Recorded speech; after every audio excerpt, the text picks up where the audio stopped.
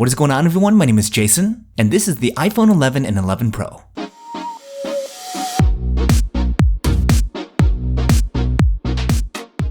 So it's official! The iPhone 11, the 11 Pro, and the 11 Pro Max are officially out as of last Friday. And much like any iPhone release, it's been getting a lot of attention. No doubt the new Apple smartphones are on a lot of people's minds, as October through December is a popular time for folks to upgrade to new devices. With that in mind though, it may be difficult to understand what the new iPhones bring in terms of value, as they can seem pretty similar with last year's models, especially at first glance. Well, in order to really figure out if the new iPhones live up to the hype, and why one is priced at $699, while the other is priced at least $300 more than that, I went ahead and picked up this gorgeous product red iPhone 11, as well as the ever so sleek midnight green iPhone 11 Pro Max, and I've been testing them out for a week in order to better understand what their similarities are, and more importantly, what are their key differences. So thought I'd put together a video sharing my findings, in case you're thinking about scooping up either of these phones in the near future. Now before we get into the review, if you're into checking out the latest consumer tech products before you buy them, or if you're just a tech head like me, I make a video like this every single week, so make sure that you hit that subscribe button and turn on that bell icon so you can be the first to know when a new JSL review is out and you don't miss anything. And real quick, if you guys are planning on upgrading this year, what phone are you guys leaning towards? The iPhone 11, the 11 Pro, or the 11 Pro Max? Curious to get your thoughts. Let me know what you guys are thinking in the comments down below. Okay, first let's start with the iPhone 11 and the 11 Pro similarities. Arguably one of the most impressive areas in which both phones are identical is their use of the new A13 Bionic chip, Apple's third generation neural processor. Love or hate on Apple, one thing that's hard to argue against is the fact that the chips they put into their phones are no joke. As to be expected, you're going to have a buttery smooth user experience on both the 11 and the 11 Pro, apps load up crazy fast, and you can be confident that this level of performance will last comfortably at least a few years, even with multiple software updates, as iPhones are known to be some of the best future-proof devices available today. The A13 Bionic also plays a critical role with some of the new iPhone features, particularly with some of the new cameras, so again, it's really nice to see both the 11 and the 11 Pro equipped with the latest Apple processors. Considering the price difference, I think it would be kind of understandable if Apple decided to use the older A12 Bionic chip in the cheaper iPhone 11, which is still crazy powerful in its own right, but its decision to use the A13 no doubt makes it one of the strongest value points for the more budget device, and will likely play a big factor for those who choose to go with the iPhone 11. So I want to circle back on what I said about the cameras real quick, because even though the iPhone 11 and the 11 Pro have a major difference in terms of their cameras, actually majority of the camera features on both are exactly the same.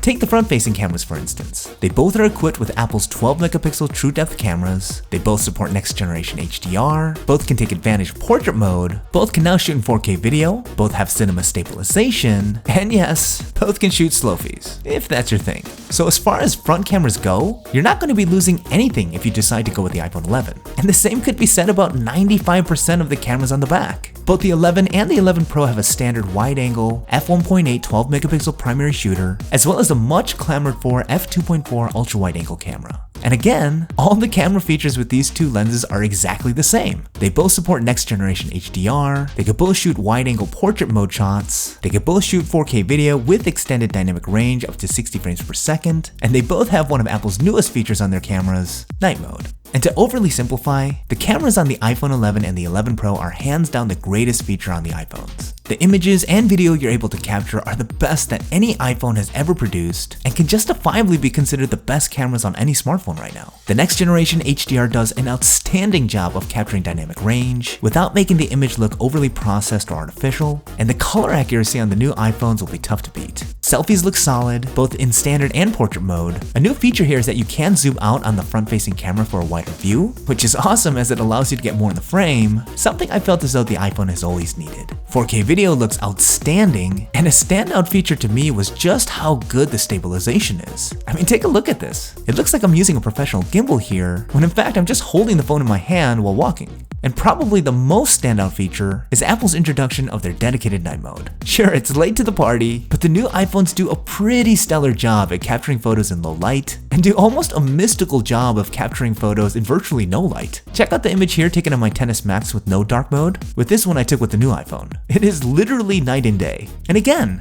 all these stacked features are both on the 11 and the 11 Pro, everything from the hardware to the software. The only difference here is that the iPhone Pro comes with a third f2.0 telephoto lens for 2x optical zoom, something that's entirely missing on the iPhone 11. And look, It's a pretty notable difference, but I'll be honest in saying that I rarely use the telephoto lens on any smartphone that has it, so if this is where the 11 gets its cost savings, I'm very okay with it. Okay, I want to be thorough, but for the sake of time, I'm going to cook through some additional similarities between the 11 and the 11 Pro without going into a whole ton of detail. So both phones are IP68 water resistant, both are equipped with sensors for Face ID, both support Bluetooth 5.0, both come equipped with Apple's new U1 chip, both have stereo speakers that supports the new 3D spatial audio playback, and Dolby Atmos support. And yes, both phones support wireless and fast charging, though only the Pro comes with a fast charging setup in the box. So at this point, you may be asking yourself, what exactly is different between the iPhone 11 and the 11 Pro, considering that so many aspects of the phone are the same?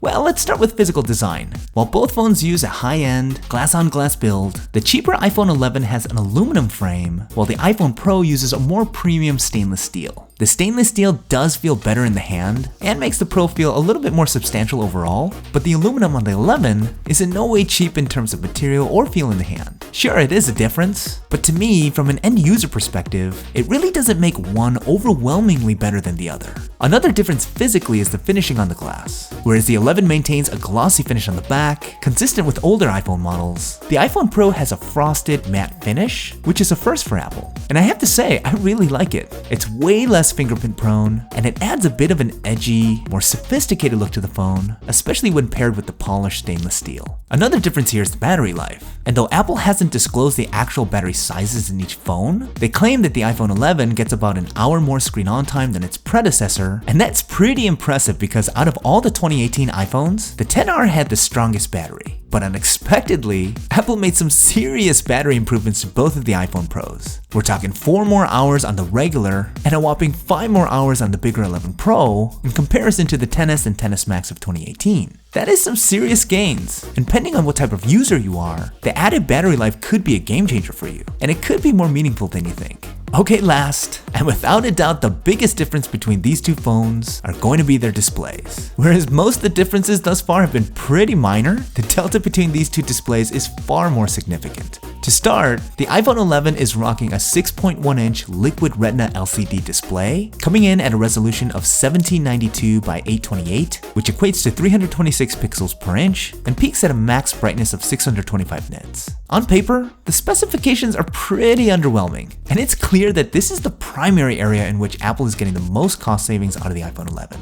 But look, from a day-to-day usage standpoint, does the display look bad? No. Not at all. In fact, it looks really good for what it is. Colors are punchy, and the display can get impressively bright, content comes off sharp, and all things considered, the contrast is pretty good. I could confidently say for most people, the display on the iPhone 11 will be fine. They won't notice anything overtly low quality about it, and it will in no way impede their overall user experience. That being said, however, if you're in the small camp in which display is everything to you, then brace yourself, because the display on the iPhone 11 Pro is quite impressive. The Pro Max that I have here is rocking a 6.5-inch OLED Super Retina XDR display, coming in at a resolution of 2688 by 1242, making for 458 pixels per inch, and a max brightness of 800 nits. But hold on, it doesn't stop there because the display on the Pro supports HDR content, which can bump up the max brightness to a ridiculous 1200 nits. And man, this display is gorgeous. It's without a doubt the best display ever on an iPhone. The contrast you're able to achieve on this OLED panel is exemplary, and watching HDR content on this phone is so visually pleasing.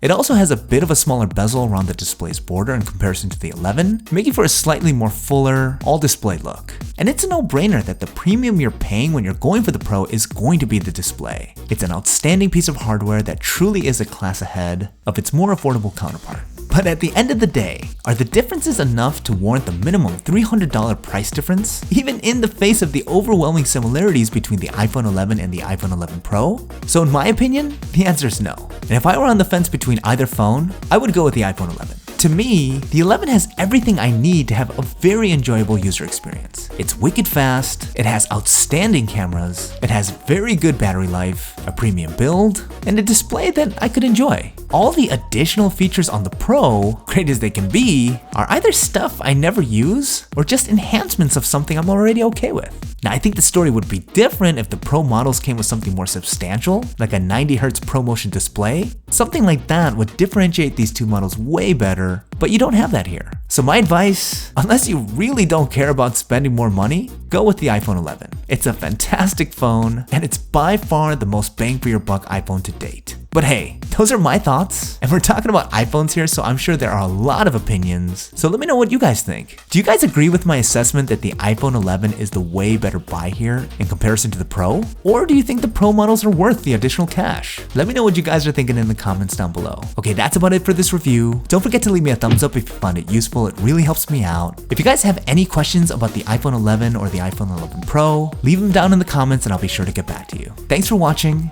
and I'll see you guys in the next one.